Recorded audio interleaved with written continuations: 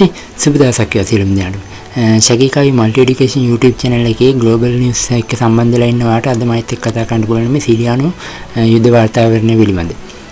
ඉතින් මේ යුද්ධ වාතාවරණය පිළිබඳ කතා කරන්න ඉස්සෙල්ලා මම පොඩ්ඩක් මෙහෙම කියන්නම්. මේ සිරියාව ගත්තාම නැත්නම් ඒ රට කලාප ගත්තාම මේ මැදපෙරදිග රටවල් කොහොම කෙසේ නමුත් මේ ආගමික ජන සංස්කෘතිය නිසා මේ විටින් විට පෙරලිකාරීත්වයන් ඇතිවන කලාපයක් බවට ප්‍රසිද්ධ රහසක් නේ. ඉතින් මේ කාලයත් එක්ක තමයි නැත්නම් මේ කල්තවයත් එක්ක තමයි මේ බසල් අල් අසාද් කියන මේ පාලනය බිහි වුණේ.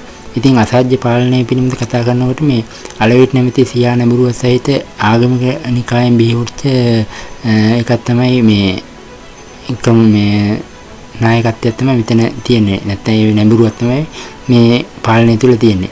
ඉතින් ඒකෙදී අසාධ්‍ය පාලනය පෙරළීමට පස්සේ ඔහු රුසියාවට යෑමට ප්‍රථමයෙන්ම ඔහුගේ නිජපින් වලට අසාධ් ප්‍රථමයෙන්ම ගියත් මේ පෙර නැඹුරුව නැත්නම් ශ්‍රියා නැඹුරුව සහිත ඒ හිතවච්චම මත තමයි කියලා තමයි ප්‍රකාශ වෙන්නේ. කොහොම නමුත් මේක දැන් බිහිුනේ කොහොමද කියලා අපි බැලුවොත් එහෙම මේ 1967 දින 6ක මේ අරාබි ඉස්රායල් යුද්ධයක් පැවතුණා. ඉතින් මේ යුද්ධයත් සමගම සුළු අරාබි ජන කොටසක් තමන්ගේ බලයත් පැතිරීම සමග සුළු අරාබි ජන කොටසක් මේ අසත්තුරුන් යටතේ නැත්නම් අසත්තුරුන්ගේ පාලන කවරුම් බවට පත් වෙලා හිටියා. ඉතින් එහෙම ඉන්නකොට ඒ සිරියාවේ කොටසක තව කොටස තුර්කියේ තව කොටස ජෝර්දානයේ වශයෙන් මේ කට්ටිය කොටස ජීවත් වෙන්න පටන් ගත්තා. එතකොට මේ කාලයේ මෙහෙම ගෙවිගෙන යනකොට මේ මෙහෙම දෙයක් සිදු වුණා. සුන්නි මුස්ලිම් වරු නියෝජනය කරන කැලේ නායකයෙක් වන අහමඩ් සාරා යටතේ මේ අසත්වරුන්ගේ බලය නැත්නම් අසත්වරුන් අවදානමකට ලක් වෙලා ඉන්නවා කියන එක ඔවුන්වත් දැන සිටියේ නැහැ. ඉතින් මේ වාතාවරණය සමග තමයි මේ කැටලි ඇතිවීමත් සමග මේ කැටලිකරුවන් ඉදිරියට එනකොට මේ අසත් පාලනය නැත්නම් අසත් හමුදාව පසුබට වුණා. ඉතින් ওই විදිහට ටිකෙන් ටික මේ අහමඩ් සාරාගේ මේ යුද්ධ වාතාවරණය ඉදිරියට එන්න පටන් ගත්තා.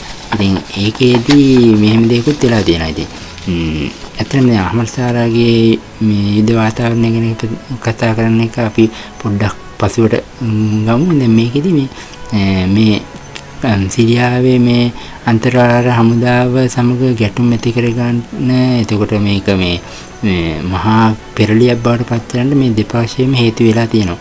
ඒකට සාක්ෂියක් තියෙනවා. මොකද දැන් සිරියාවේ යලි ප්‍රජාතන්ත්‍රවාදය ස්ථාපිත කර ප්‍රතිඥා දුන්න අහමඩ් සාරා ප්‍රකාශ කරලා තියෙනවා විටක එයා ප්‍රජාතන්ත්‍රවාදය හොඳින් ස්ථාපිත කරන මේ ගැටුම්කාරී තත්ත්වයන් ඇති නොවෙන්න වග බලා ගන්නවා කියන. ඉතින් එහෙම ප්‍රකාශ කරලා තියෙද්දී මේ වගේ මේ ගැටුම් ඇති වෙන එක ඔහුට අපහාසයක් කියලා තමයි අපකීර්තියක් කියලා තමයි ඔහු ප්‍රකාශ කරන්නේ. නමුත් කොහොම නමුත් මේකෙදි යම් තැන්වලදී සාක්ෂි ලැබිලා තියෙනවා මේ අහමඩ් නැත්නම් අලවිත් සිවිල් ජනතාවගේ නිවාස බිඳ දාලා ගෙවල් ගිනි තියලා මේ දේවල් කරලා තියෙන්නේ මේ අහමඩ් සාරාගේ පක්ෂපාතී කණ්ඩායම් කියන එක යම් තැන්වලදී නැත්නම් නියෝජිතයන් විසින් ප්‍රකාශයටපත් වෙලා තියෙනවා. ඉතින් කොහොම නමුත් මේ පිළිබඳ ලොකු සාකච්ඡාවක් ලෝකේ පුරාම ව්‍යාප්ත වෙන්න පටන් ගත්තා. ඉතින් ওই සිදුවීම සමගම මේ එක්සත් ජාතීන්ගේ සංවිධානය විසින් නිව්යෝක් වල සාකච්ඡා පවත්වලා තියෙනවා. ඉතින් එම සාකච්ඡා අතරවාරයේදී දැන් දෙපාර්ශ්වයටම විශාල වශයෙන් ජීවිත හානි එතකොට දේපල හානි ඒ වගේ දේවල් සිදු වෙලා තියෙනවා. ඉතින් මේකෙදී අහමඩ් සාරාගේ කාර්යාලය නියෝජනය කරන කණ්ඩායම් නැත්නම් සාරාගේ පාර්ශවයෙන් ප්‍රකාශ කරලා තියෙන්නේ ස්වාධීන කමිටුවක් පත් මේ පිළිබඳ එකකට එන්න කියලා. කොහොම නමුත් මේ සිරියාවේ ආරක්ෂක හමුදාව දැන්ට ප්‍රකාශ කරලා තියෙන මේ ලටාකයා බනියාස් ජබ්ලා වැනි ප්‍රදේශයන් වල මේ ගැටුම් මේ වෙනකොට පහව ගොස් ඇති බවනේ පාලනය වෙලා තියෙනවා කියලා තමයි ප්‍රකාශ කරලා තියෙන්නේ. ඉතින් කොහොම නමුත් දැන්ට සිරියාවේ අනාගතයේ කිමුදු වේද කියන එක තාමත් පැහැදිලි නැහැ. ඒකට මොකද හේතුව මේ බටහිර රටවල අරාබි රටවල් තුර්කියේ කැරලිකරුවන්ට සහාය දැක්වුවානේ. එතකොට රුසියාව ඊරානයේ සහ ඊරානයේ පක්ෂපාතී කණ්ඩායම් සහාය දැක්වුවා මේ අසාධ්‍ය රාජ්‍ය හමුදාවට රජයේ හමුදාවට. ඒතකොට මේකේදී අසාධ්‍ය පාලන බිඳවැටීම සමගම මේ තුර්කියට සහාය දැක්වූ කණ්ඩායම සිරියාවේ බලයත් පත් කර ගැනීමට තුර්කිය සමග මේ